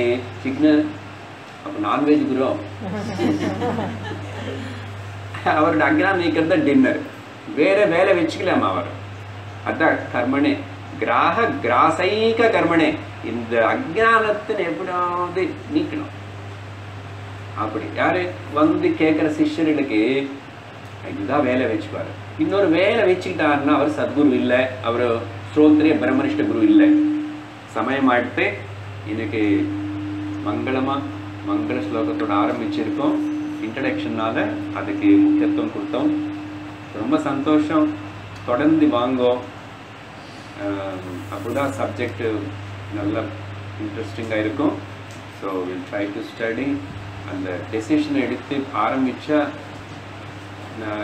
நல்லா பிரயோஜனப்படும். நீங்கள் நிறைய பேர் சத்சங்கத்தோட பழக்கம் இருக்கு. பட் இப்போது அது எல்லாத்தையும் கேட்டது எல்லாத்தையும் ஒரு நல்ல டைரக்ஷன் நமக்கு வழிகாட்டி அனுபூதி, பிரத்யக்ஷானுபூதி கொண்டு வரத்துக்கு இந்த புஸ்தகம் படிக்கிறது ரொம்ப ரொம்ப உபயோகப்படும். எல்லாருக்கும் அந்த கேட்குற சக்தி, புரிஞ்சுக்கிற சக்தி ஈஸ்வரன் குருநாதர் கொடுக்கணும்னு வேண்டிட்டு ஓம் பூர்ணமத பூர்ணமிதம் பூர்ணாத் பூர்ணமுதச்யதே பூர்ணஸ்ய பூர்ணமாதாய பூர்ணமேவாவசிஷ்யதே. ஓம் சாந்தி சாந்தி சாந்தி. ஓம் ஸ்ரீ குருப்யோ நமः. ஹரி ஓம். ஹரி ஓம் தத்சத். ஆஸ் யூஷுவல் அடுத்த கிளாஸ் எல்லாம் உபனிஷத்து ஃப்ரைடே.